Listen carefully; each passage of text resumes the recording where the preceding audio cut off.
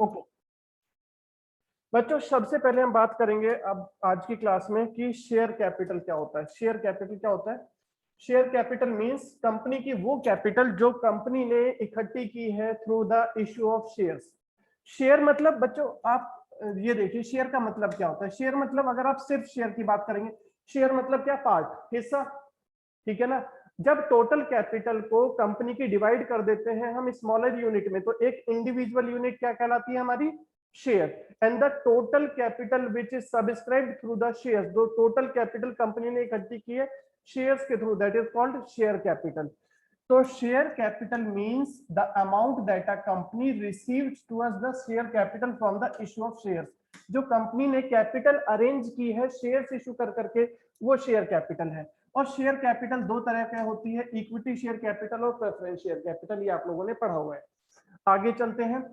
Share को हम बात कर रहे थे, अभी क्या बात कर रहे थे? शेयर मतलब एक हिस्सा। तो share is a unit in which capital of the company is divided.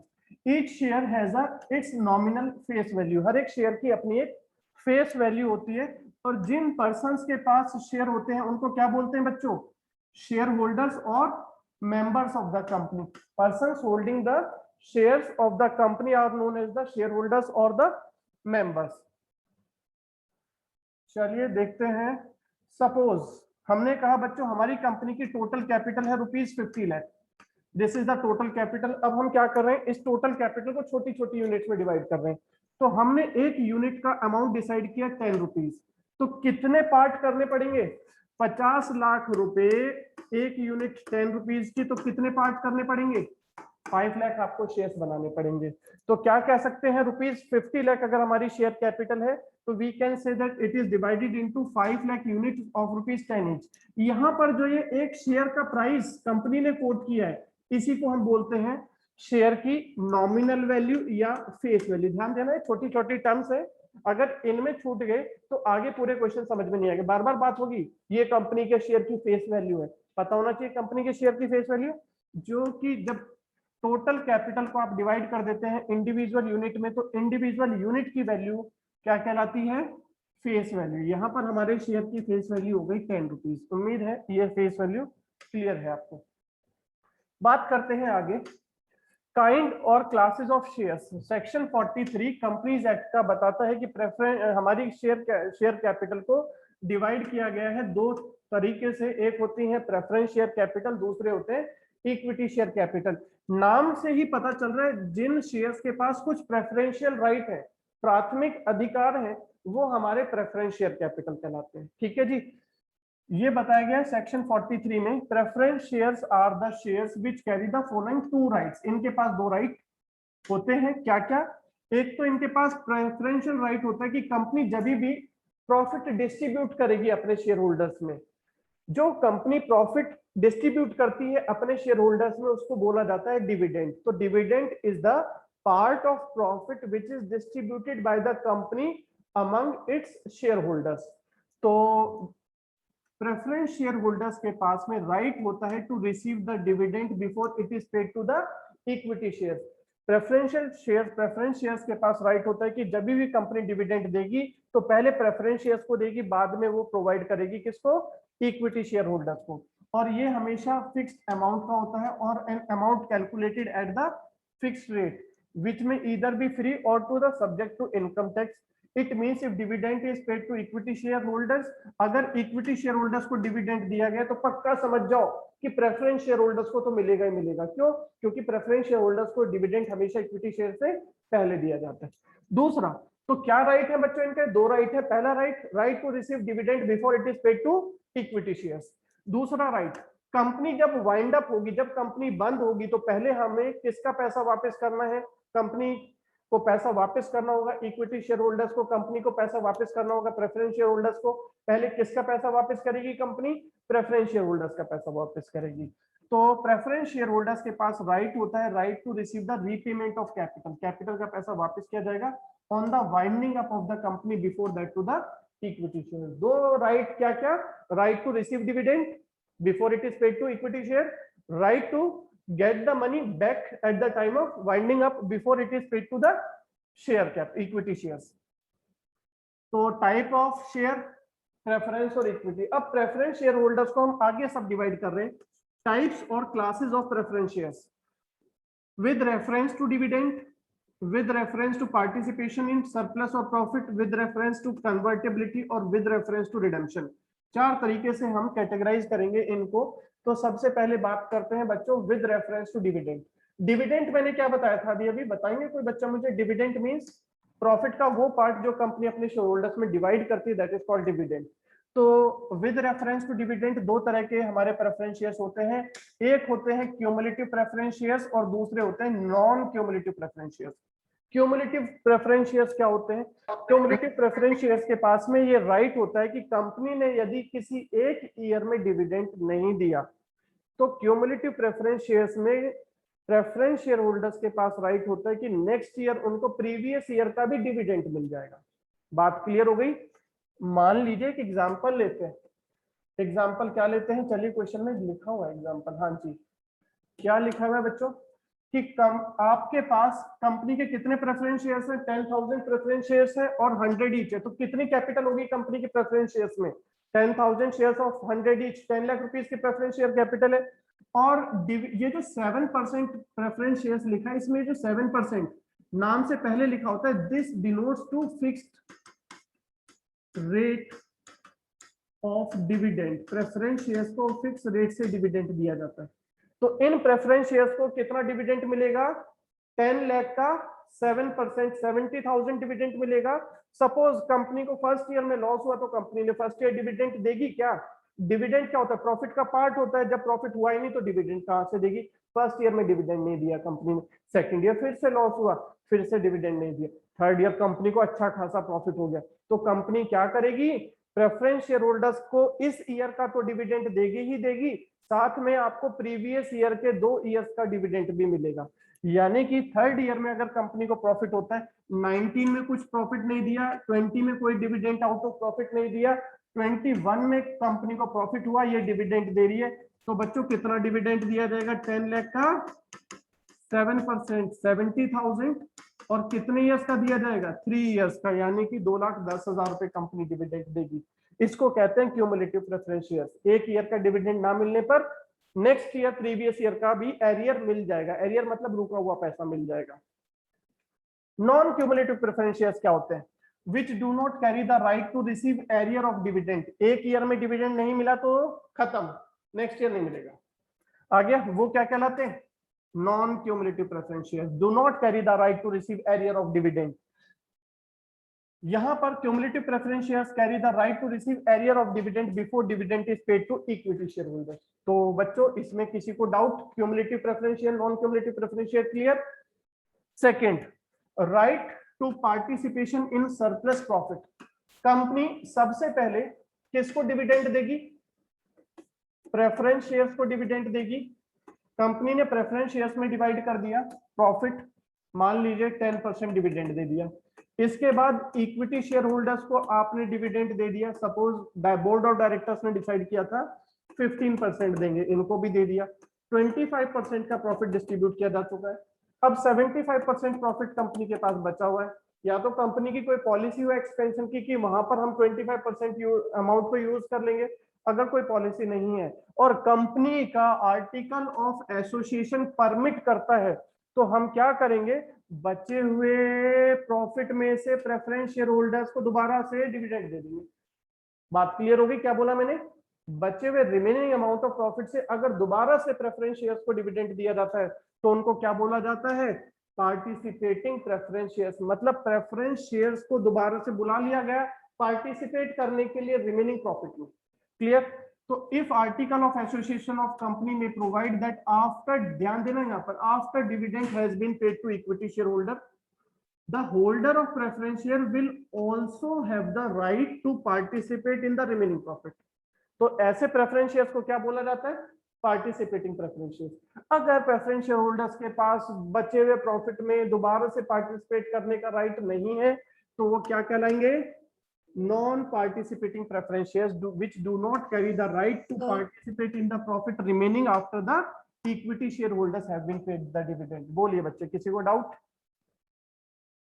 हाँ जी सर, आप पार्टिसिपेटिंग प्रेफरेंस शेयर एक बार वापस बता दीजिए। बिल्कुल, पहले कंपनी को प्रॉफिट हुआ 100%, प्रॉफिट में से डिविडेंड दिया जाता है, डिविडेंड पहले दिया जाता है प्रेफरेंस शेयर्स को, बाद में दिया जाता है इक्विटी शेयर्स को। प्रॉफिट का 10% प्रेफरेंस शेयर होल्डर्स को दिया गया, 15% इक्विटी शेयर होल्डर्स को दिया गया। कितना रिमेनिंग आपके पास बच गया प्रॉफिट? 75%। इस प्रॉफिट का कोई और यूसेज अभी हमारे पास दूर दूर तक नजर नहीं आ रहा, तो कंपनी क्या कर सकती है, इस बचे हुए प्रॉफिट में से दोबारा से बुला के प्रेफरेंस शेयर होल्डर्स को डिविडेंड दे सकती है। इसको बोलते हैं, अगर ऐसा कंपनी कर रही है, ये तभी कर सकती है जब कंपनी का आर्टिकल ऑफ एसोसिएशन परमिट करे। ठीक है, तो इनको क्या बोला जाएगा? Participating preference shares. क्लियर हो गया बेटा? Yes sir. बचे हुए रिमेनिंग यहां पर वापस पढ़ूं, अगर आर्टिकल ऑफ एसोसिएशन परमिट करता है तो after dividend has been paid to equity share holders, the holder of preference shares have also the right to participate in the remaining profit. बचे हुए प्रॉफिट में दोबारा से पार्टिसिपेट करने का राइट है, तो they are known as the participating preference shares. If preference shares do not carry the right to, मतलब सर उनको डिविडेंड मिल गया और हाँ, डिविडेंड पहले प्रेफरेंस शेयर होल्डर्स को दिया, फिर इक्विटी शेयर होल्डर्स को दिया, 25% खत्म हो गया, उनके पास तब भी राइट है कि बचे हुए प्रॉफिट में से वो निकाल ले अपना। हाँ, बचे हुए प्रॉफिट में से दोबारा से पार्टिसिपेट करने के लिए आ जाए। ठीक है ना सर? तब भी शेयर तो 10% ही रहेगा ना? हाँ जी, शेयर वो फिर डिसाइड किया जाएगा बाद में, बोर्ड ऑफ डायरेक्टर्स डिसाइड करेंगे दूसरे वाले पार्ट के लिए। ठीक है सर, जो डिस्ट्रीब्यूट करने के बाद शेयर बचेगा फिर वो तो रिटेन अर्निंग हो जाएगा ना? डिस्ट्रीब्यूट करने के बाद जो प्रॉफिट बचेगा, क्या करें बेटा, वो क्या हो जाएगा? Retain earning. Retain earning. हाँ, रिटेन अर्निंग्स तो बोर्ड ऑफ डायरेक्टर्स डिसाइड करते हैं कि हमें कितना रिटेन करना है, इसमें से 10% करना है या कहीं पर जनरल रिजर्व मेंटेन करना है, अनडिस्ट्रीब्यूटेड प्रॉफिट्स रखने हैं, कोई एक्सपेंसेस को राइट ऑफ करना है। ऐसा कुछ नहीं करने के लिए था, तो कंपनी ने दोबारा से उनको बुला लिया, और ये तभी कर सकते हैं जब हमारा आर्टिकल ऑफ एसोसिएशन परमिट करे ऐसा करने के लिए। ठीक है, और अगर ऐसा कुछ preference shares which do not carry the right to participate in the profit remaining after equity shareholder, ठीक है, have been paid dividend are non participating preference shares। Clear हो गया बच्चों? Next, with reference to convertibility, convertibility के point of view से हमारे दो तरह के होते हैं, एक कन्वर्टिबल प्रेफरेंस शेयर्स, दूसरे non convertible preference shares. Convertible preference shares वो होते हैं जिन प्रेफरेंस शेयर्स को हम कन्वर्ट कर सकते हैं, किसमें? इक्विटी शेयर्स में। तो convertible preference shares carry a right to be converted into equity shares, non convertible preference shares do not carry the right to be converted into equity shares.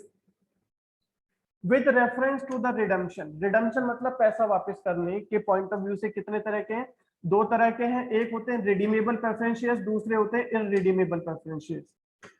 Redeemable preference shares वो होते हैं which are redeemed by the company at the time specified, जो भी आपने time specify किया है उस एक पर्टिकुलर पीरियड में, after the period of 3 years, after the period of 5 years, after the period of 10 years, but not more than 20 years। MCQ, preference shares must be redeem, कितने period में redeem हो जाने चाहिए? 20 years के अंदर अंदर redeem हो जाने चाहिए, इससे ज्यादा में आप रिडीम नहीं कर सकते। तो redeemable preference shares are redeemed by the company at the time specified for the repayment or earlier the repayment of amount is termed as redemption। redemption का मीनिंग क्या है? redemption का मीनिंग है पैसा वापस करना, रीपेमेंट करना। irredeemable preference shares, जिसके लिए आपने कोई टाइम लिमिट अभी डिसाइड नहीं की, irredeemable preference shares are those the amount of which can be returned by the company to the holder of such shares when the company is wound up. ये केवल एक थ्योरेटिकल अप्रोच है, practical approach नहीं है, क्योंकि practical approach क्या करिए, 20 साल के अंदर तो सभी प्रेफरेंस शेयर्स को हमें रिडीम कर देना। ठीक है, तो रिडीमेबल प्रेफरेंस शेयर्स वो जिनके लिए आपने टाइम डिसाइड किया कि कब पैसा वापस करना है। इररिडीमेबल वो जिसके लिए टाइम डिसाइड नहीं किया, शेयर्स का पैसा कब वापस करना है, इनका पैसा वापस करेगी कंपनी केवल वाइंड अप के समय पर। लिखा है देखो नीचे, companies act 2013 does not permit the issue of irredeemable preference shares. Irredeemable preference shares theoretical approach के लिए, प्रैक्टिकली ये नहीं है। नेक्स्ट, अब हम बात करते हैं इक्विटी शेयर्स की। अच्छा, वापस एक बार देख लें बच्चों, कौन कौन से थे हमारे, क्लियर हो गए सभी? प्रेफरेंस शेयर्स कौन कौन से थे, टाइप्स ऑफ प्रेफरेंस शेयर्स एक बार वापस देख लेते हैं। With reference to dividend, cumulative preference shares, non cumulative preference shares. Arrear of dividend जिसमें मिलेगा वो क्यूमुलेटिव, जिसमें एरियर नहीं मिलेगा, पिछले साल का रुका हुआ पैसा नहीं मिलेगा, वो हो गया नॉन क्यूमुलेटिव। पार्टिसिपेटिंग में पार्टिसिपेटिंग और नॉन पार्टिसिपेटिंग। कन्वर्टिबिलिटी में that are convertible into equity shares, और non convertible those preference shares which can not be converted into equity shares. with reference to redemption, redeemable preference shares और irredeemable preference shares। आगे equity shares क्या होते हैं बच्चों? Equity shares basically दो shares which do not carry any preferential right, दो shares which are not preference shares are equity shares। कैसे difference है? इनके पास रिस्क ज्यादा होता है, इनका रिटर्न भी ज्यादा होता है, रिटर्न भी ज्यादा होगा और रिस्क भी ज्यादा होगा। प्रेफरेंस शेयर्स का rate of dividend generally fix रहता था, 8% प्रेफरेंस शेयर्स, 9% प्रेफरेंस शेयर्स। जैसे आपने पीछे क्वेश्चंस में लिखा हुआ देखा था, क्या लिखा हुआ देखा था? 8% प्रेफरेंस शेयर्स लिखा हुआ है। ऐसे अगर लिखा हुआ है तो इसमें 8% किस चीज को डिनोट करता है? रेट ऑफ डिविडेंड को, कि इन शेयर्स के ऊपर डिविडेंड 8% दिया जाएगा। ठीक है, तो प्रेफरेंस शेयर्स में रेट ऑफ डिविडेंड फिक्स होता है, इक्विटी शेयर्स में रेट ऑफ डिविडेंड फिक्स नहीं होता। Year to year it is decided by the directors. दूसरी बात कि इसमें रिस्क भी ज्यादा होता है। Equity shares are those shares which are not preference shares, stating differently shares which do not have preferential right of receiving dividend और repayment of capital are equity shares. Generally इसी तरह के शेयर्स कंपनी ज्यादा issue करती हैं। इसमें risk भी ज्यादा होता है और रिवार्ड भी ज्यादा होता है, रिटर्न भी ज्यादा मिलता है। The risk being losing part or all the value of shares if the business occur losses. अगर बिजनेस लॉसेस में जाता है तो ये शेयर्स का पैसा पूरा खत्म भी हो सकता है। The reward being payment of higher dividend and appreciation in the market value. अगर प्रॉफिट बढ़ता है तो इनको डिविडेंड भी, रिटर्न भी ज्यादा मिलेगा। डिफरेंस क्या है प्रेफरेंस शेयर्स और इक्विटी शेयर्स में बच्चों? डिफरेंस इंपॉर्टेंट है, देखिएगा, क्योंकि on the basis of convertibility आपको बताना है कि प्रेफरेंस शेयर्स और इक्विटी में क्या शेयर्स में डिफरेंस है, वो आ सकता है। सबसे पहले प्रेफरेंस शेयर्स में क्या होता है? हाँ जी बोलिए सर। प्रेफरेंशियल शेयर्स लेने के लिए कुछ एक्स्ट्रा पेमेंट करनी होती है क्या? नहीं, एक्स्ट्रा पेमेंट नहीं करनी होती, उसमें एक्स्ट्रा पेमेंट नहीं करनी होती। ठीक है जी। हाँ, ये तो आपकी चॉइस है। अगर आप, क्या होता है कि इन्वेस्टर दो तरह का होता है, एक जो सेफ रहना चाहता है, जो सेफ इन्वेस्टर्स है, जो चाहते हैं कि यार कोई बात नहीं 2% कम मिल जाए लेकिन मेरा पैसा सेफ रहे, वो कहाँ इन्वेस्ट करेगा? प्रेफरेंस शेयर्स में इन्वेस्ट करेगा। जो शेयर होल्डर रिस्क ज्यादा लेना चाहता है वो कहाँ इन्वेस्ट करेगा? इक्विटी शेयर्स में इन्वेस्ट करेगा। रिटर्न ज्यादा चाहिए तो रिस्क भी ज्यादा लेना पड़ेगा। तो प्रेफरेंस शेयर्स में right dividend paid on preference shares, dividend is paid on preference shares if it is paid on equity shares. पहले डिविडेंड किसको मिलेगा? प्रेफरेंस शेयर्स को, बाद में it is paid on equity shares. Rate of dividend preference shares का fix होता है और इक्विटी शेयर्स का rate of dividend is proposed by board of directors every year and declared by share holders. Arrear of dividend, previous year का dividend next year में मिलता है क्या? हाँ जी, प्रेफरेंस शेयर्स में होता है। If preference shares are cumulative preference shares है, then arrear of dividend is paid before dividend is paid on equity shares। लेकिन इक्विटी शेयर में dividend is declared every year. अगर किसी ईयर डिविडेंड डिक्लेयर नहीं हुआ, प्रॉफिट का part नहीं मिला शेयर होल्डर्स को, तो मतलब गया, उस ईयर का डिविडेंड नहीं मिलेगा आने वाले ईयर्स में। कन्वर्टिबिलिटी, प्रेफरेंस शेयर्स को हम कन्वर्ट कर सकते हैं इक्विटी शेयर में, but equity shares are not convertible into preference shares. Equity shares को कन्वर्ट नहीं किया जाता। रिडेम्पशन, पैसा वापस करना, प्रेफरेंस शेयर्स को नॉर्मली रिडीम किया जाता है, पैसा वापस किया जाता है ड्यू डेट पर, पहले से ही टाइम लिमिट फिक्स होती है। बट इक्विटी शेयर्स को हम रिडीम नहीं कर सकते, हम उन्हें सिर्फ बाय बैक कर सकती है कंपनी। बाय बैक का मतलब है मार्केट में इशू कर दिए थे, अब मार्केट से वापस परचेज कर सकती है। वापस परचेज कर लेगी तो क्या होगा? वो शेयर्स कंपनी के डायरेक्टर्स के पास आ जाएंगे।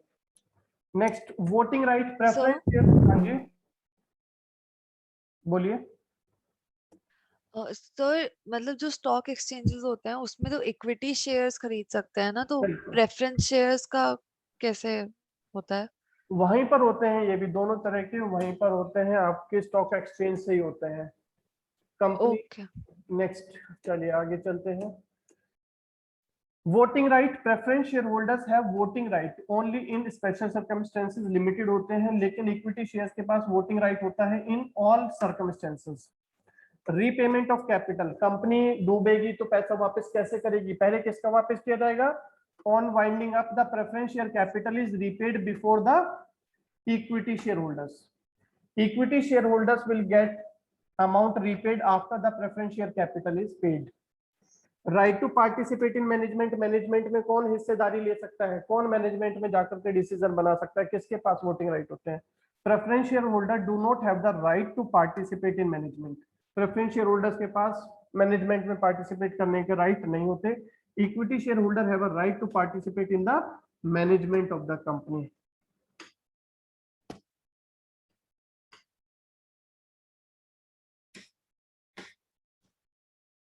ओके, कहां पर दिखाए जाते हैं, अब यहां पर हम बात करेंगे बच्चों, आगे हम चल रहे हैं बैलेंस शीट में आप शेयर कैपिटल को किस तरह से दिखाते हैं। अभी तक आपने जब बैलेंस शीट बनाई थी तो बैलेंस शीट में कैपिटल शो करते थे बच्चों, कैपिटल कहाँ शो करते थे, लायबिलिटी साइड में, लेकिन वो बैलेंस शीट क्या आपने कंपनी की बनाई थी, चैप्टर का नाम याद करो जो आपने अभी तक बनाए हैं। सबसे पहले क्लास 11th में बैलेंस शीट बनाई थी किसकी, बैलेंस शीट ऑफ सर सबसे पहले सोल प्रोप्राइटरशिप प्रोप्राइटर की, फिर पार्टनरशिप की बनाई थी, उसके अलावा आपने नॉट फॉर प्रॉफिट ऑर्गेनाइजेशंस की भी बनाई थी। क्या अभी तक कंपनी की बनाई है कि कंपनी की अभी तक नहीं बनाई, सर। अब बनाना नो सीखिए। सर। कंपनी की बैलेंस शीट थोड़ा सा फॉर्मेट अलग होता है, जो अभी तक बैलेंस शीट आपने बनाई है वो हॉरिजॉन्टल फॉर्मेट में बनाई है, एक तरफ एसेट दूसरी तरफ लायबिलिटीज, लेकिन कंपनीज की बैलेंस शीट हॉरिजॉन्टल फॉर्मेट में नहीं बनती, वर्टिकल फॉर्मेट में बनती हैं, ऊपर लायबिलिटीज और नीचे एसेट्स, ऊपर क्या दिखाते हैं, लायबिलिटीज दिखाते हैं और नीचे क्या दिखाते हैं, एसेट्स दिखाते हैं, इस तरह से बनाई जाती है। अभी मैं बनाऊंगा बताऊंगा, अभी देखिएगा आगे। Balance sheet is prepared in the form prescribed in part 1, ध्यान रखना बैलेंस शीट को कहां पर ऊपर लिखना होता है, यहाँ पर it is prescribed as per part 1 schedule 3 of companies act 2013 ने बताया किस तरीके से बैलेंस शीट प्रिपेयर करनी है। Transactions are recorded in the books of account of the company as are normally recorded, but the recorded transactions are shown in the balance sheet in the prescribed form, जो भी format provide किया गया accordingly.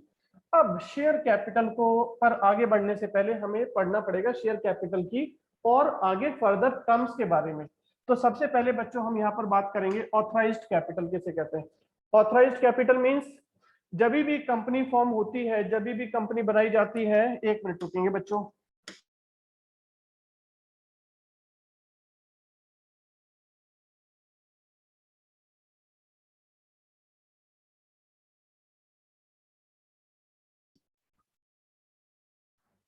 हाँ जी बच्चों, हम बात कर रहे थे शेयर कैपिटल को हम फर्दर क्लासिफाई करते हैं कैसे।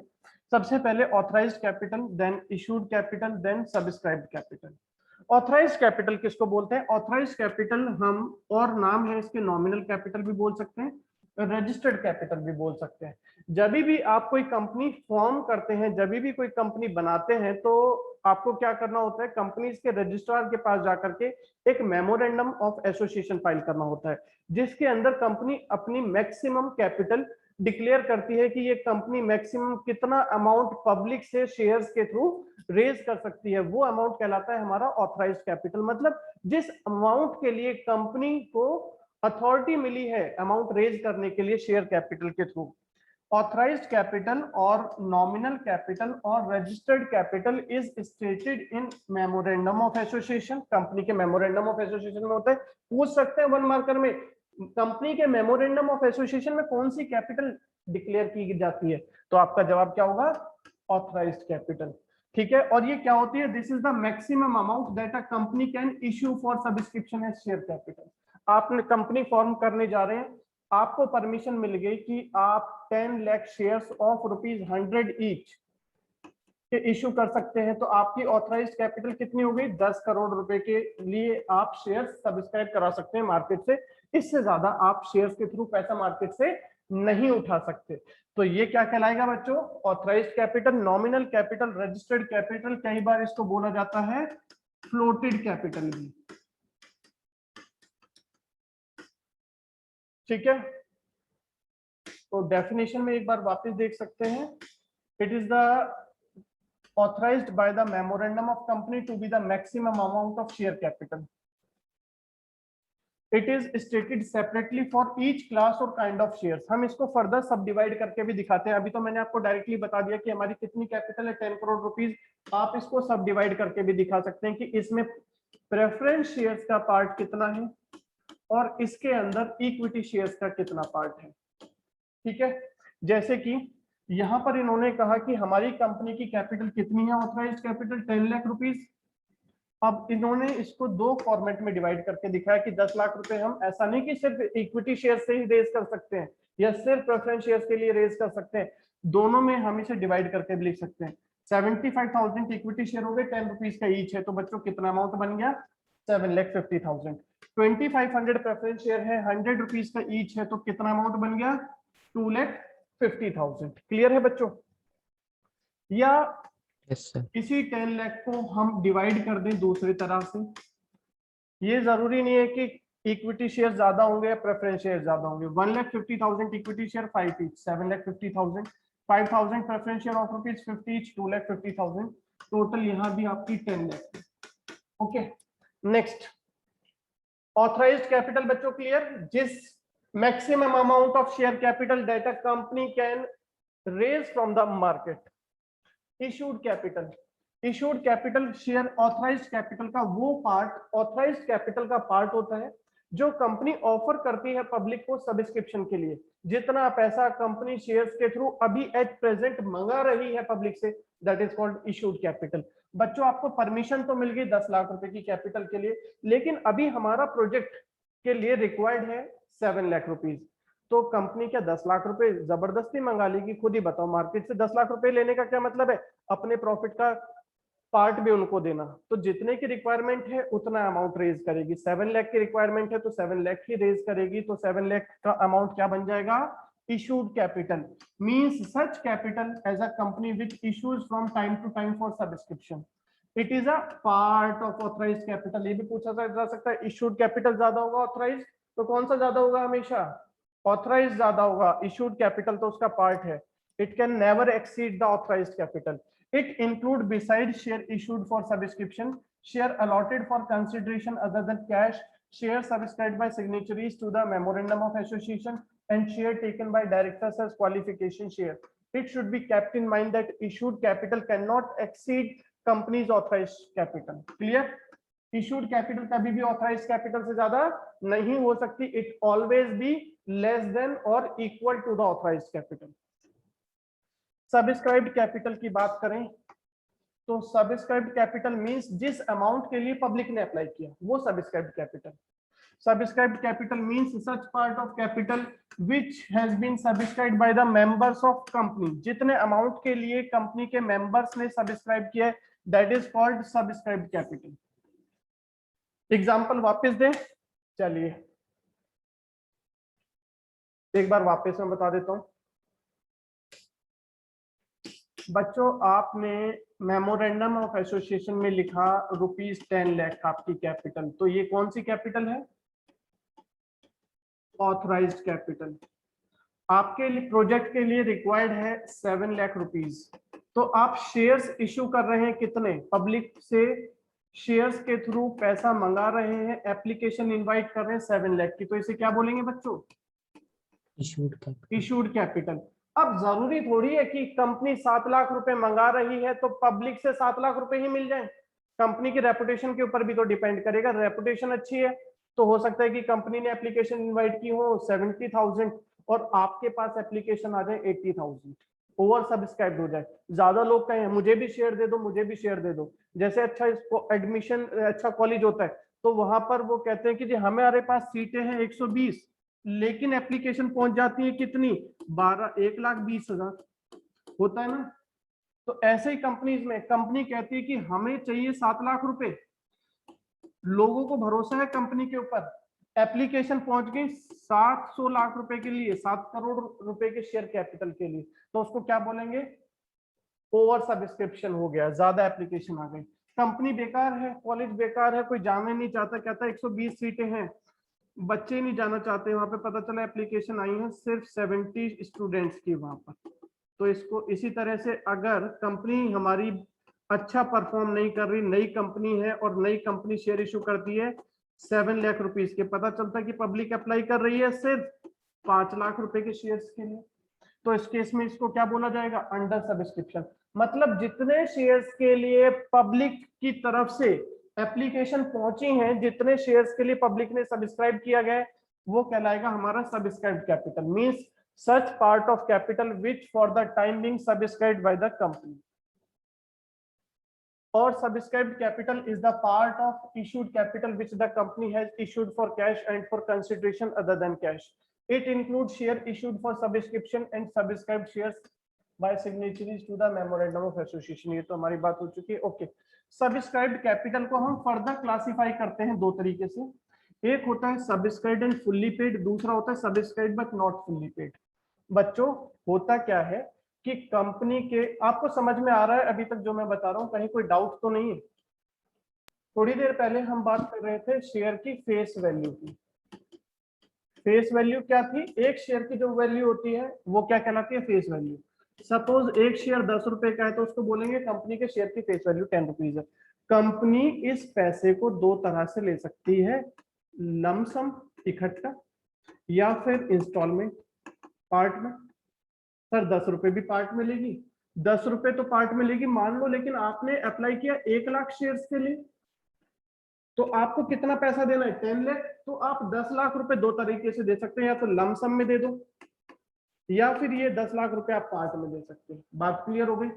पार्ट क्या कहलाते हैं? जब आप इंस्टॉलमेंट में शेयर्स का पैसा लेते हैं तो उसको हम कहते हैं, सबसे पहले बोला जाता है बच्चों application money received.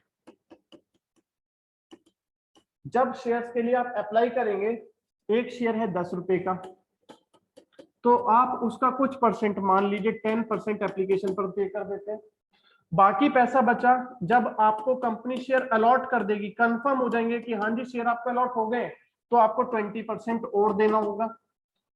Sir allot नहीं हुआ तो आपका 10% भी आपको वापस मिल जाएगा। मैंने कहा था ना कि एप्लीकेशन मांगी थी आपकी कंपनी ने 7 लाख, लेकिन एप्लीकेशन पहुंच गई 700 लाख, तो कंपनी क्या करेगी, एक्सेस एप्लीकेशन मनी रिजेक्ट कर देगी, उनका पैसा वापस कर देगी। ठीक है, तो अगर आपको शेयर अलॉट हो जाते हैं, मिल जाते हैं, तो आपसे अलॉटमेंट का पैसा लिया जाएगा। अगर आपको शेयर अलॉट नहीं किए जाते तो कंपनी आपका एप्लीकेशन का पैसा वापस कर देती है। ठीक है, इसके बाद कंपनी के पास, कंपनी का कितना पैसा बचा जो मार्केट से लेना है, शेयर होल्डर से सब्सक्राइब करना है, 70% बचा।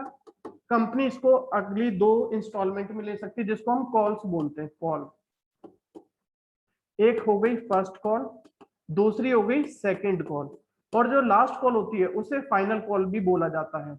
जो लास्ट वाली कॉल होती है उसको हमेशा फाइनल कॉल भी बोला जाता है। इसको हम ऐसे भी बोलते हैं सेकंड एंड फाइनल कॉल।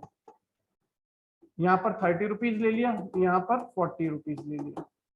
ठीक है, इक्वली भी ले सकते थे। तो हाँ जी, हम क्या कह रहे थे, क्या ये सारा काम एक ही दिन होता है जब पैसा इंस्टॉलमेंट में लेगी कंपनी को?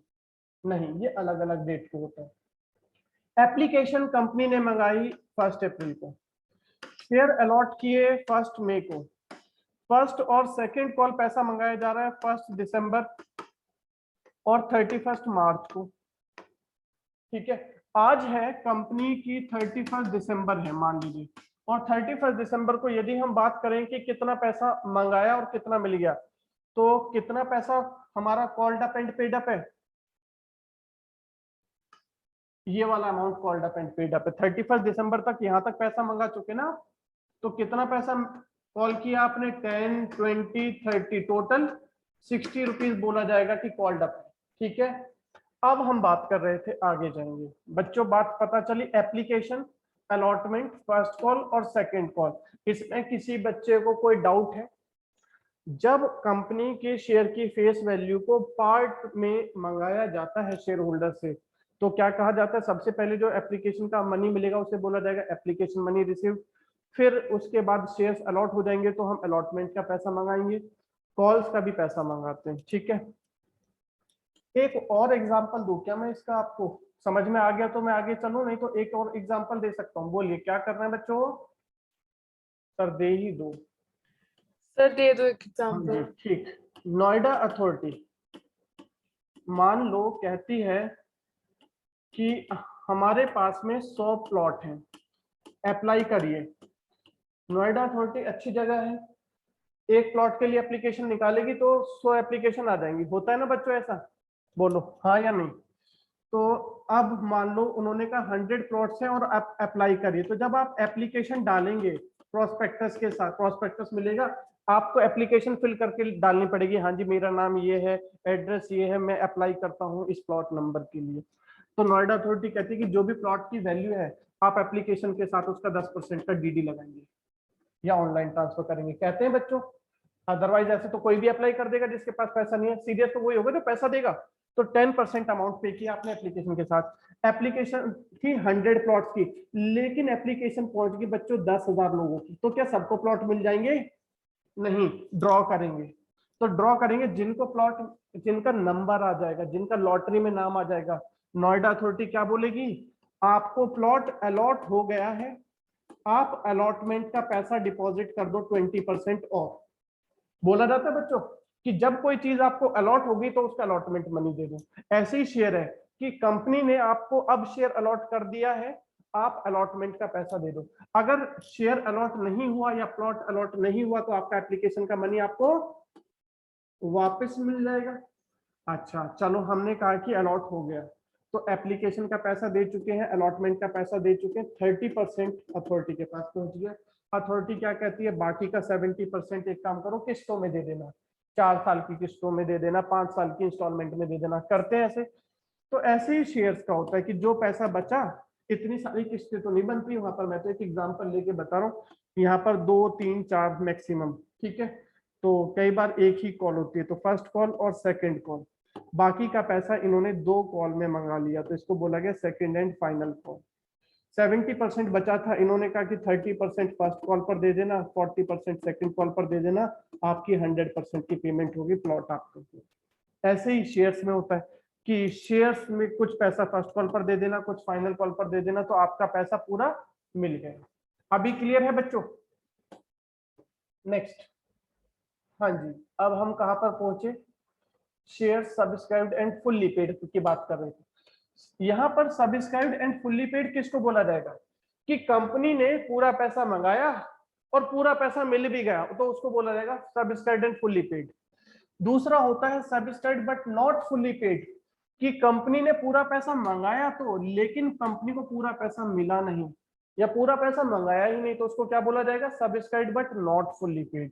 जैसे अभी हम बात कर रहे थे कि अलग अलग डेट को पेमेंट होनी है, अप्रैल में 10%, मई में 20%, दिसंबर में 1 दिसंबर में 30%, और हम कह रहे थे 31 दिसंबर तक कितना पैसा कॉल हो चुका है। अगर हम 31 दिसंबर को शेयर्स की जानकारी लेना चाहते हैं तो बोला जाएगा कि subscribed shares are subscribed but not fully paid. Not fully paid क्यों, शेयर है मान लो 100 रुपए का एक, लेकिन पैसा कितना मिला है अभी 60 रुपीज, तो क्या हम इसे फुल्ली पेड बोल देंगे कि क्यों, क्या शेयर का पूरा पैसा मिल गया? नहीं, इसको बोला जाएगा subscribed but not fully paid. जो बच्चे अभी अगर ध्यान नहीं दे रहे उनको न्यूमेरिकल्स में प्रॉब्लम होगी, क्योंकि ये न्यूमेरिकल्स की टर्म्स बताई जा रही हैं आपको, न्यूमेरिकल्स में जो टर्म्स बार बार यूज होगी। Subscribed and fully paid shares are classified subscribed and fully paid in the notes to account when, देखना दो कंडीशन, पूरा पैसा मंगाया और पूरा पैसा मिल भी गया तो क्या कहलाएगा, fully paid। Company has called up the total amount, has also received it. 100 rupees का शेयर है, 100 रुपीज कंपनी ने कहा दे दो और 100 रुपीज कंपनी को मिल भी गए, तो सब्सक्राइब्ड एंड फुल्ली पेड। आगे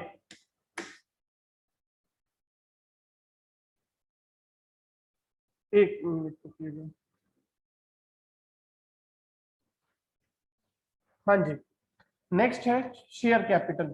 जब आप अपने शेयर्स को शो करते हैं बैलेंस शीट में, तो बैलेंस शीट के अंदर उसको शो किया जाता है नोट्स टू अकाउंट में।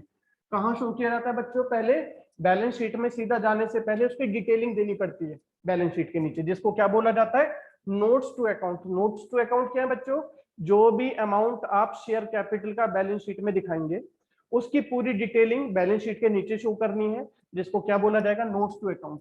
और इसमें यही सीक्वेंस फॉलो करना है।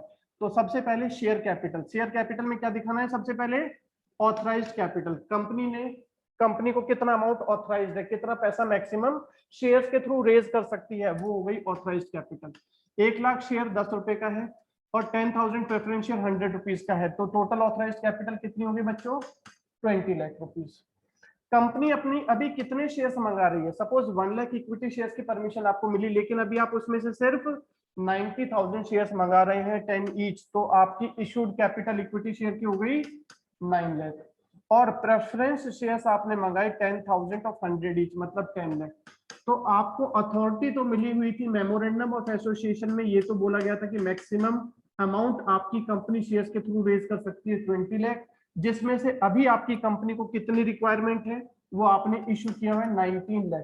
तो ये तो हो गया परमिशन कितनी मिली, ये हो गया कि कितना आपकी कंपनी ऑफर कर रही है शेयर होल्डर्स को। अब कितने शेयर्स के लिए एप्लीकेशन आपके पास पहुंची है पब्लिक से, वो अमाउंट आएगा। तो कितने शेयर्स के लिए 90,000 शेयर्स मंगाए थे, तो 90 के 90,000 सब्सक्राइब हो गए, पब्लिक ने अप्लाई कर दिए। तो ये तो क्या कहेंगे, सब्सक्राइब्ड एंड फुल्ली पेड है, पूरा पैसा मंगाया और पूरा पैसा मिल भी गया, ठीक है ना। इसके बाद आपने प्रेफरेंस शेयर्स मंगाए थे 10,000, लेकिन कितनी एप्लीकेशन मिली है? 7,500। कम लोग इंटरेस्टेड है, कम लोग पैसा भेज रहे हैं, तो ये हो गया 7,500 शेयर्स के लिए 9% प्रेफरेंस शेयर ऑफ 100 ईच मिला, वो आ गया 7,50,000। तो आपकी इशूड कैपिटल हो गई है, सब्सक्राइब्ड कैपिटल हो गई, जितने अमाउंट के लिए पब्लिक से अमाउंट रिसीव हुआ 16,50,000। नॉट फुल्ली पेड कब बोला जाता है शेयर्स को? 2 कंडीशन में। नॉट फुल्ली पेड कब बोला जाता है शेयर्स को? 2 कंडीशन में। क्या? या तो कंपनी पूरा पैसा मंगाई ही ना, 10 का शेयर है, कंपनी ने 6 रुपए मंगाए, तो क्या ये फुल्ली पेड बोलोगे आप या नॉट फुल्ली पेड बोलोगे? पूरा पैसा नहीं मिला ना कंपनी को, तो this is called subscribed but not fully paid.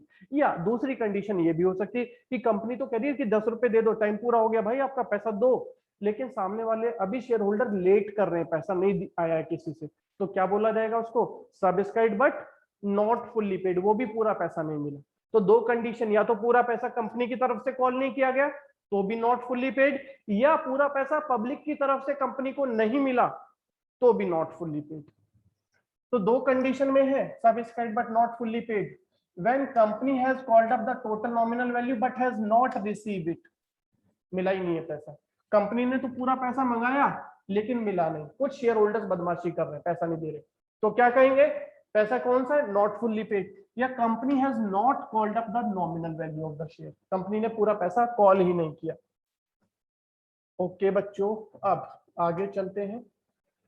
यहां पर जल्दी से एग्जांपल नंबर 2 ये वाला रीड करेंगे आप लोग बच्चों, इसको रीड करिए जल्दी से एग्जांपल नंबर 2 को, फिर हम इसे सॉल्व करते हैं। जल्दी से रीड करोगे।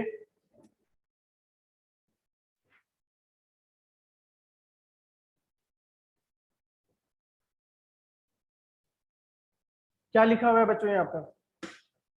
क्वेश्चन में हमें ये दिखाना है बैलेंस शीट के अंदर, फिफ्थ एवेन्यू लिमिटेड है a company which is registered with the authorised capital of 1,50,000 share of 10 each.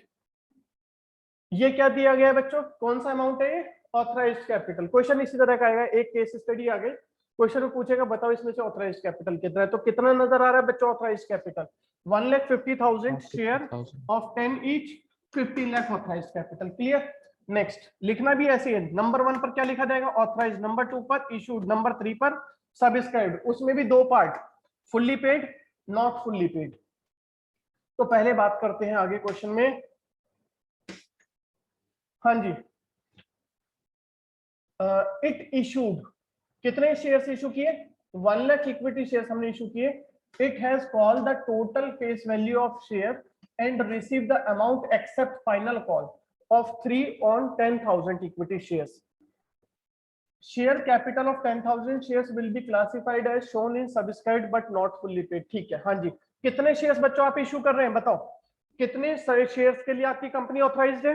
1,50,000, वो हो गया ऑथराइज्ड कैपिटल। आपने मार्केट में कितने शेयर्स ऑफर किए? 1 लाख शेयर्स ऑफ ₹10 ईच, तो 10 लाख रुपीज क्या बन गया हमारा? Issued capital. अब पैसा कितना मिला वो देख लें आगे। जितने शेयर्स के लिए पैसा मिला कंपनी को वो क्या कहलाएगी? Subscribed capital. 2 part, fully paid, not fully paid. जरा ध्यान देना बच्चों, 1 लाख शेयर्स थे, ध्यान दीजिए, 1 लाख शेयर थे, it has called the total face value. Company ने पूरा 100 रुपीज कंपनी ने पूरा 10 रुपए मंगाया, लेकिन कुछ शेयर होल्डर्स ने पैसा नहीं दिया। कितने शेयर होल्डर्स ने पैसा नहीं दिया? 10,000 शेयर्स ने 3 रुपए नहीं दिए। बच्चों 1 लाख शेयर थे, इसमें से बदमाशी कितने लोग कर रहे हैं जो पूरा पैसा नहीं दे रहे? बताओ। 10,000 शेयर्स बदमाशी कर रहे हैं, 10,000 शेयर होल्डर्स बदमाशी कर रहे हैं, जिनके पास 10,000 शेयर है वो 3 रुपए नहीं दे रहे। तो इनको किस कैटेगरी में रखूं मैं? फुल्ली पेड में रखूं या नॉट फुल्ली पेड में? बोलो बच्चों, बोलो। Not fully paid. Not fully paid, क्योंकि पैसा पूरा नहीं दे रहे हैं। अच्छा, ये तो बाकी इनको छोड़ दें, इन 10,000 शेयर होल्डर को छोड़ दें, तो बाकी कितने शेयर होल्डर बचे? 90,000। 10,000 शेयर थे, इसने कहा 10, हमारे पास 1 लाख शेयर थे 10 रुपए का, 10,000 शेयर ने 3 रुपए नहीं दिए, बाकी की कोई बात नहीं हो रही। तो बाकी 90,000 को हम क्या मान ले कि उन्होंने तो जो पैसा मंगाया वो दे दिया होगा या नहीं दिया होगा? क्या एजम्पशन होनी चाहिए? सर दे दिया होगा। दे दिया होगा। बातें हमेशा बदमाश लोगों की होती हैं कि इसने पैसा नहीं दिया। शरीफ लोगों की तो कोई बात ही नहीं करता। जिसने टाइम से पैसा दे दिया उसको तो कोई नाम लेने वाला नहीं है बाद में उसका। तो हम क्या कहें, 90,000 शेयर्स ने 10 रुपए दे दिया।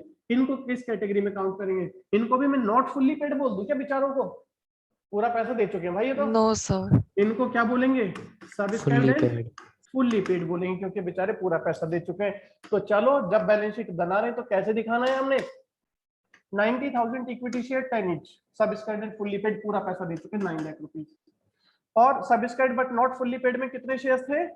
10,000 शेयर्स थे। कितना पैसा मंगाया था? 10 रुपीज। 1 लाख रुपए मंगाए थे, कितना पैसा नहीं मिला हमें? 10,000 शेयर पर 3 रुपीज, 30,000 रुपीज नहीं मिला। जो पैसा नहीं मिलता बच्चों उसे क्या बोला जाता है? ध्यान दो, जो पैसा नहीं मिलता उसे क्या बोला जाता है? Calls in arrear. एरियर मतलब ड्यू बट नॉट रिसीव्ड। तो 30,000 नहीं मिला तो कितना अमाउंट रिसीव हुआ? 70,000। ये क्या है? Subscribed but not fully paid. तो बताओ, शेयर्स के थ्रू कंपनी के पास कितना पैसा पहुंचा? जिन शरीफ लोगों ने पूरा पैसा दिया उनसे मिले 9 लाख। जिन बदमाश लोगों ने 3 रुपए नहीं दिए उन्होंने फिर भी पैसा दिया, कितना? 70,000। तो टोटल कंपनी के पास कितना अमाउंट पहुंचा? 9,70,000। ये हमारा शेयर कैपिटल है। तो जब कंपनी बैलेंस शीट बनाएगी तो बैलेंस शीट में शेयर कैपिटल का अमाउंट दिखाया जाएगा 9,70,000। ओके जी सर, बाकी का किस लिए? बाकी की तो इन्फॉर्मेशन है, कोई ट्रांजेक्शन थोड़ी हुई है। परमिशन मिली, क्या कोई ट्रांजेक्शन है 15 लाख की? कंपनी ने ऑफर किए, क्या कोई ट्रांजेक्शन? ऑफर तो कोई भी डाल दे, ट्रांजेक्शन तो नहीं। ट्रांजेक्शन किसकी हुई? पैसा कितना मिला वो ट्रांजेक्शन है। पैसा मिला 9,70,000। तो ये अमाउंट आपका शेयर कैपिटल में शो किया जाएगा। नेक्स्ट, इसके बाद है when the company has not called the total face value. अगर कंपनी पूरा पैसा नहीं मंगाती तो उसको भी क्या बोला जाएगा? Subscribed but not fully paid. Company के पास 1,50,000 शेयर है, 10 रुपए का शेयर है। कंपनी अभी कह रही है सिर्फ 8 रुपए दे दो, 2 रुपए बाद में ले लेंगे आपसे, ठीक है? तो क्या बोला जाएगा? पूरा पैसा मिल गया क्या? पूरा पैसा मिल गया क्या कंपनी को? नहीं, 8 रुपए कॉल कर रही है तो उसको भी क्या बोला जाएगा? Subscribed but not fully paid. Okay, next आगे चलते हैं, different classes of kind of share capital. ठीक है, ये तो हमारी बात हो चुकी है ऑलरेडी इस बारे में। नेक्स्ट, हाँ जी बच्चों, आगे है पेड अप कैपिटल और कॉल्ड अप में क्या डिफरेंस है? एक होती है टर्म हमारी कॉल्ड अप, एक होती है पेड अप। बच्चों मतलब समझ में आया? कॉल्ड अप का मतलब क्या है? कोई बताएगा? कॉल किया, जितना पैसा कंपनी ने मंगाया वो क्या है? Called up. और पेड अप क्या है? जो पैसा कंपनी को मिला वो है पेड अप। जैसे अभी पीछे बात कर रहे थे, कंपनी ने कितना पैसा कॉल किया था? मान लीजिए 10,000 शेयर है थे, 10 रुपीज का अमाउंट था, तो उनसे कॉल तो किया था कितना? 1 लाख रुपीज। लेकिन इन्होंने पैसा कितना दिया था? 10,000 शेयर्स ने 7 रुपीज पे किया था। तो ये क्या है? 70,000। ये है पेड अप कैपिटल। अभी दोनों में डिफरेंस क्लियर? जो कंपनी पैसा मंगाती है share holder say that is called up capital, और जो अमाउंट मिलता है कंपनी को वो होता है पेड अप कैपिटल। दूसरे तरह से अगर मैं ये कहूं कि पेड अप कैपिटल डिफाइन करनी हो तो paid up capital is called up less call in arrear. Call in arrear किसे कहते हैं? Amount due but not receive. Call तो किया 1 लाख, नहीं मिला 10,000 शेयर पर 3 रुपए नहीं मिला था पीछे, तो वो हो गया 30,000 कॉल सिनेरियर। तो पेड अप कैपिटल 70,000। क्लियर हो गया अभी बच्चों कॉल्ड अप और पेड अप में डिफरेंस? एक बार वापस देख लेते हैं यहाँ पर। Called up means such part of capital which has been called for the payment, जो कंपनी कॉल कर रही है पेमेंट कर दो भाई, पैसा दे दो। और paid up capital means such aggregate of money credited and paid up as equivalent to the amount received. जो पैसा कंपनी को मिल चुका है, रिसीव हो चुका है, वो क्या है हमारा? Paid up capital. Clear? Paid up capital is calculated by subtracting the call in arrear from called up capital. Called up less call in arrear हमारा हो जाएगा paid up capital. Call in arrear की डेफिनेशन भी प्रॉपर आ गई है। Amount due but not received by the company, not paid by the shareholders against the amount due is called call scenario. Call scenario को कहाँ दिखाया जाता है बैलेंस शीट में? It is shown by deducting from the share capital in subscribed but not fully paid. कैसे दिखाते हैं बच्चों कॉल सिनेरियो को? शेयर कैपिटल के अंदर subscribed but not fully paid में डिडक्ट करके दिखाया जाता है बैलेंस शीट के अंदर। आगे अगर कॉल सिनेरियो हो सकता है, कुछ लोग बदमाश हो सकते हैं, तो कुछ लोग दुनिया में ज्यादा शरीफ भी होते हैं। वो क्या करते हैं बच्चों? कंपनी पैसा मंगा रही है 6 रुपए दे दो, वो क्या करते हैं 8 रुपए दे देते हैं। एडवांस में पैसा दे दिया तो उसे क्या बोला जाएगा? कॉल्स इन एडवांस बोला जाएगा। कॉल्स इन एडवांस किसको बोला जाएगा? अ कंपनी अगर आर्टिकल ऑफ एसोसिएशन परमिट करता है तो ही रिसीव करती है एडवांस में अमाउंट। ठीक है, may receive amount against call yet to be made. जो कॉल का पैसा अभी मंगाया नहीं गया, वो भी पैसा यदि कंपनी को मिल गया तो उसको क्या बोला जाएगा? Calls in advance. It is classified और shown in the equity and liabilities part of the balance sheet under the main head current liabilities and sub head of other current liabilities. Balance sheet में कहां दिखाना है बच्चों call in arrear को? Share capital में deduct करके subscribed but not fully paid से। Calls in advance को कहां दिखाना है? कॉल्स इन एडवांस का नेचर क्या है? मनी रिसीव्ड इन एडवांस हमारे लिए एसेट है लायबिलिटी? बोलो बच्चों बोलो, क्या होता है? मनी रिसीव्ड लायबिलिटी होती है। तो कॉल्स इन एडवांस को ऑब्वियस है हम लायबिलिटी में दिखाएंगे। और कौन सी लायबिलिटी में दिखाएंगे? करंट लायबिलिटीज में दिखाएंगे। किस सब हेड में दिखाएंगे? अदर करंट लायबिलिटीज में दिखाएंगे। छोटी छोटी चीजें बहुत पकड़नी है। इसी तरह की चीजें वो आपको 4 ऑप्शन दे देगा पता नहीं क्या क्या, और बोलेगा बताओ कॉल्स इन एडवांस को कहाँ शो करते हैं, या कॉल्स इन एडवांस का सब हेड क्या होता है? तो हेड क्या है? Current liability. सब हेड क्या है? Other current liability. आगे चलते हैं बच्चों। अभी पढ़ा था हमने ऑथराइज्ड कैपिटल और इशूड कैपिटल, दोनों में डिफरेंस देख लेते हैं ऑथराइज्ड और इशूड में। Authorised capital which is shown in companies memorandum of association, और ये क्या होता है? That a company can issue. Issued capital it is nominal value and the part of authorised capital which is issued for subscription. ये authorised capital का part है जो company subscription के लिए ऑफर कर रही है। सब्सक्रिप्शन मतलब पैसा मंगा रही है। Disclosure in memorandum of association, हाँ जी हाँ, ऑथराइज्ड कैपिटल को शो करते हैं मेमोरेंडम ऑफ एसोसिएशन में। Authorised capital is not shown in the memorandum of association which exceeds. ज्यादा बड़ा कौन सा होता है बच्चों? बड़ा अमाउंट कौन सा होगा? Authorised capital always exceeds the issued capital. It is equal or more than the issued capital.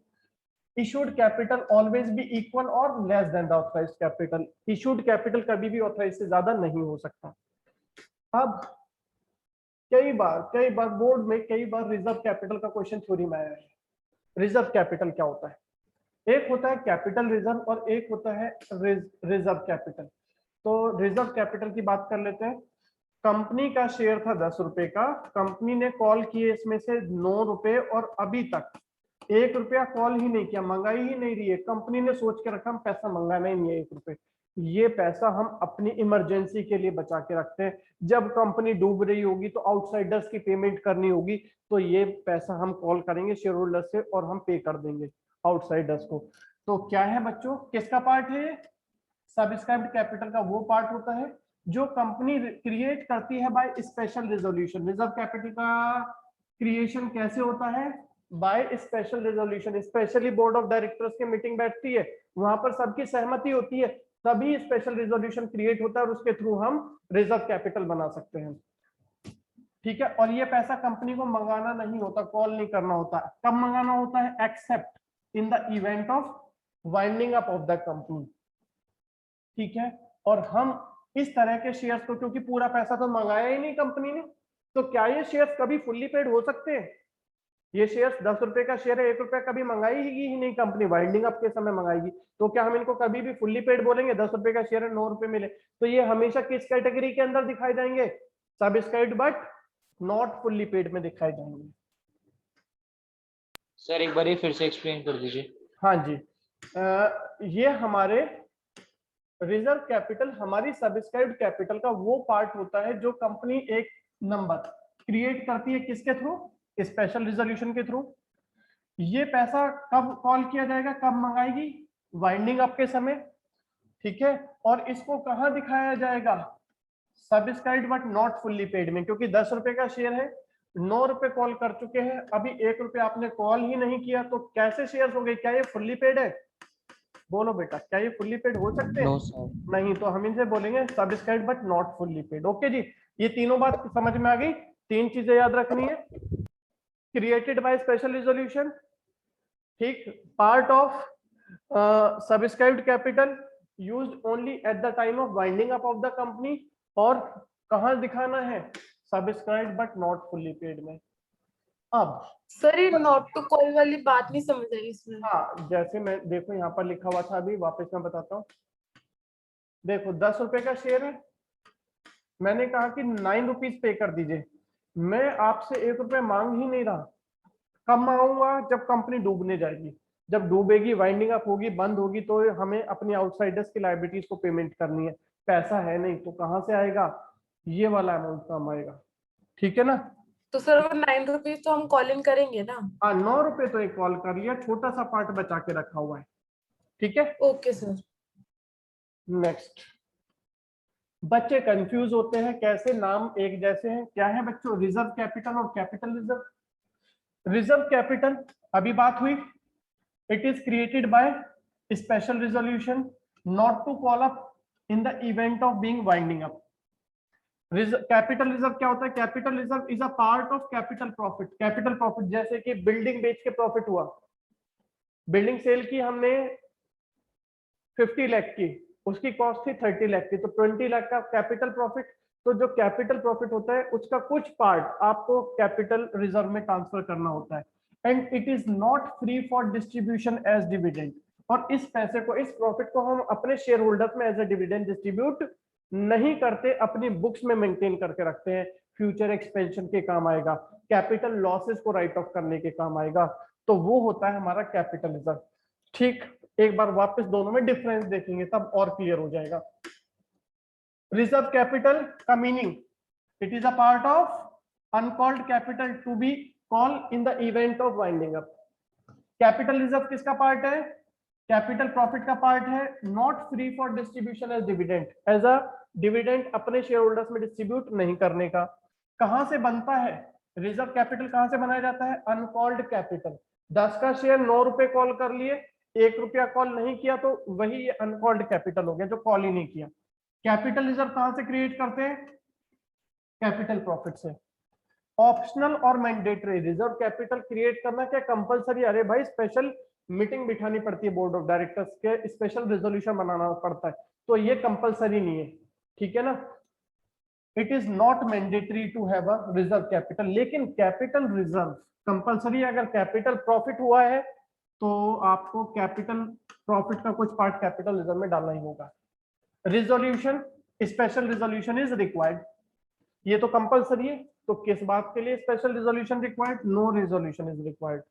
ठीक है, अगर बोल दिया गया जो भी कैपिटल प्रॉफिट हो 20% उसका कैपिटल रिजर्व में डालना है, तो अलग से मीटिंग बुलाने की कोई जरूरत नहीं है।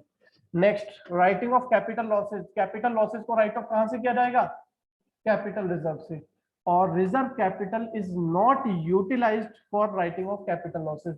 ये किस काम आता है? At the time of winding up of the company. Disclosure कहां शो करते हो बच्चों? रिजर्व कैपिटल को बैलेंस शीट में शो ही नहीं करते। Reserve capital is not shown in the balance sheet, क्योंकि कोई ट्रांजेक्शन ही नहीं हुई। नेक्स्ट, कैपिटल रिजर्व को हम शो करते हैं कहां पर? शेयर होल्डर्स फंड के अंदर under the head of reserves and surplus. कहां पर शो करना है बच्चों? Under the head of reserves and surplus. Okay, इसके बाद में वापस आपको ये रीड करना है, तो एक बार चलिए बाद में करिएगा क्लास के बाद में। अब हम यहाँ पर बैलेंस शीट की बात करेंगे। तो बच्चों बैलेंस शीट के जो हेड्स हैं अभी आपके सामने, जो इस चैप्टर में पढ़ने हैं, हम क्या करते हैं, मैंने आपको बताया था कि यहाँ पर जो बैलेंस शीट आपकी बनाई जाएगी वो वर्टिकल फॉर्मेट में होगी, ऊपर एसेट्स नीचे लायबिलिटीज। ये बैलेंस शीट का फॉर्मेट है। ऊपर लिखना होता है हमें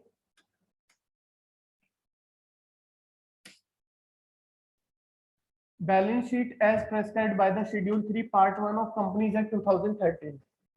बैलेंस शीट एज एट जो भी डेट होती है वो ऊपर मेंशन करनी होती है, particular note number, figures of current year, figures of previous year. ये जो फॉर्मेट है आपका 1 2 3 4 आगे के 4 चैप्टर्स में, 5 चैप्टर्स में यूज होगा, आगे के 5 चैप्टर्स में यूज होगा सेम फॉर्मेट। तो अच्छा है जितना जल्दी से जल्दी पूरा का पूरा याद। सर बुक 3 में भी है ये फर्स्ट चैप्टर में। हाँ बिल्कुल बिल्कुल बेटा, फर्स्ट चैप्टर के बुक 3 में है। चलिए यहां पर अच्छे से याद कर लीजिए, फर्स्ट चैप्टर अपने आप हो गया था। चलो शेयर, सबसे पहले हमें याद कैसे करना है? साइड देखो, दो साइड कौन कौन सी? इक्विटी और एसेट। ठीक है, दो साइड कौन कौन सी है बैलेंस शीट में? First equity and liability, second asset side. फिर वो पूछता है कि मेन हेडिंग्स बताओ लायबिलिटी साइड की। तो मेन हेडिंग्स क्या है बच्चों लायबिलिटी साइड में? Share holders fund, share application money, pending allotment, non current liability, current liability. और एसेट साइड में मेन हेडिंग क्या है? नॉन करंट एसेट्स और करंट एसेट। कौन सी याद हो गई एसेट साइड के? तो सर याद होगी, दो ही तो है, नॉन करंट और करंट। अब लायबिलिटी साइड में चले तो लायबिलिटी में भी लास्ट की दो तो याद हो गई। कौन कौन सी है? नॉन करंट लायबिलिटी और करंट लायबिलिटी। ऊपर की दो याद रखनी है, क्या क्या है? दोनों शेयर से रिलेटेड है। सबसे पहला शेयर होल्डर्स फंड और दूसरा शेयर्स का एप्लीकेशन मनी पेंडिंग अलॉटमेंट। मतलब एप्लीकेशन का पैसा तो ले लिया, अलॉटमेंट नहीं किया। तो एप्लीकेशन का पैसा लेके रख लिया कंपनी ने, शेयर्स अलॉट नहीं किए, तो ये पैसा वापस भी तो करना पड़ सकता है अगर शेयर्स अलॉट नहीं हुए, तो इसलिए लायबिलिटी है। ठीक है बच्चों, तो मेरे साथ सभी बच्चे बोलेंगे लायबिलिटी मेन हेड्स दो, क्या क्या? Equity, liability, assets. ठीक है, दूसरा मेन हेड लायबिलिटी साइड के, इक्विटी एंड लायबिलिटी साइड के main head share holders fund, share application money, pending allotment, non current liability, current liability. Asset side के सब heads non current assets, current assets. उम्मीद है main heads और सब heads याद हो गए। अब सब हेड्स के अंदर मेन हेड्स तो याद हो गए, अभी तक मेन हेड्स याद हो गए। अब सब हेड्स, सब हेड्स हैं हमारे पास। शेयर होल्डर्स फंड में शेयर से रिलेटेड क्या क्या चीजें और होती हैं? Share capital, reserves and surplus, money received against share warrant. ठीक है, ये तीन चीजें दिखाते हैं, इसके बारे में बाद में बात करेंगे। नॉन करंट लायबिलिटीज में long term borrowings, deferred tax liability, other long term liabilities, long term provisions. Current liabilities में स्टॉक, स्टॉक मतलब short term borrowing, trade payable, other current liability, provisions. कौन से provisions? Short term provisions. Clear? तो याद हो गया बच्चों क्या क्या है हमारे? Share holders fund, share application money, pending allotment, non current liability, current liability. अभी तक जो आपने देखा उसमें क्या क्या पढ़ा? एक तो शेयर कैपिटल काम आएगा इस चैप्टर में, जो पीछे आप देख रहे थे ना, यहाँ पर जैसे हमने फाइंड किया था, क्या फाइंड किया था? 9,70,000 आई थी वैल्यू। तो ये जब आपको बैलेंस शीट में दिखानी है तो कहाँ दिखाएंगे इसको? यहाँ पर दिखाएंगे 9,70,000 शेयर कैपिटल की वैल्यू। ठीक है, और यहाँ पर लिख देते नोट नंबर 1, वहां पर नोट्स बनाया था हमने। वो कुछ प्रॉफिट वगैरह है, जनरल रिजर्व वगैरह, वो आ जाते हैं रिजर्व्स एंड सरप्लस में। Money received against share warrant की बात बाद में करेंगे। नॉन करंट लायबिलिटीज में फिलहाल इसमें से हमारा एक काम आएगा करंट लायबिलिटी वाला पार्ट, अदर करंट लायबिलिटी। हमने एक चीज डिस्कस की थी कि उसको हम करंट लायबिलिटी में दिखाते हैं, अदर करंट लायबिलिटीज के अंदर। किसी को याद है क्या बोला था? कॉल्स इन एरियर था या कुछ था यार, क्या था? Calls in advance. ठीक है, तो याद रखना क्या यूज होता है यहाँ पर, कॉल्स इन एडवांस हम इस हेड में दिखाते हैं। ठीक है, बाकी नॉन करंट एसेट्स के अंदर fix asset, non current investment, deferred tax asset, long term loans and advances, other current asset. Current assets के अंदर current investment, inventories, trade receivable, cash and equivalent, short term loan और other current asset. अभी दिमाग पर ज्यादा जोर मत डालो, इतने सारे आइटम कैसे याद करेंगे, सिर्फ ये याद रखो आपके जो काम की चीजें हैं इतना पार्ट है अभी। ठीक है, तो कौन सा चैप्टर पढ़ रहे हैं हम? शेयर कैपिटल का। तो शेयर कैपिटल को बैलेंस शीट में कहाँ दिखाना है? इक्विटी एंड लायबिलिटी साइड में। मेन हेड क्या होगा? Share holders fund. सब हेड क्या होगा? Share capital. और शेयर कैपिटल की डिटेलिंग के लिए कहाँ जाते हैं? नोट्स टू अकाउंट में, जहां पर authorise capital, issued capital, subscribed capital लिखते थे। ओके, ये हमारी बात हो चुकी, ये रही कि ये वाला ही पार्ट है बस आपका काम का। देखो आगे ना अपने चीज पर, इक्विटी एंड लायबिलिटी की शेयर होल्डर्स फंड में शेयर कैपिटल दिखाना है, मेन चीज जो हमें दिखानी है शेयर कैपिटल। और इसकी डिटेलिंग के लिए हमें कहा जाना है बच्चों? नोट्स टू अकाउंट में। क्या क्या दिखाएंगे शेयर कैपिटल में? ऑथराइज कैपिटल पीछे बनाया था हमने, इशूड कैपिटल, सब्सक्राइब्ड कैपिटल। इसके अंदर दो चीजें, सब्सक्राइब्ड एंड फुल्ली पेड, पूरा पैसा मंगाया और मिल गया, subscribed but not fully paid. यहाँ पर हम क्या करते हैं? कॉल्स इन एरियर भी लेस करते हैं। अभी फॉरफिटेड शेयर्स भी ऐड करेंगे, चलिए वो तो बाद में करेंगे। ठीक है, अभी बच्चे आज हम यहीं तक रखते हैं। और आपको अब क्या करना है आज, सुनिए मेरी बात। ये जो फॉर्मेट है ना आपके सामने, ये बनाना है। सबसे पहला काम ये फॉर्मेट आपको बनाना है, बैठ के अभी बनाइए इसको। ये वाला फॉर्मेट पेज नंबर है हमारा 9.16 पर।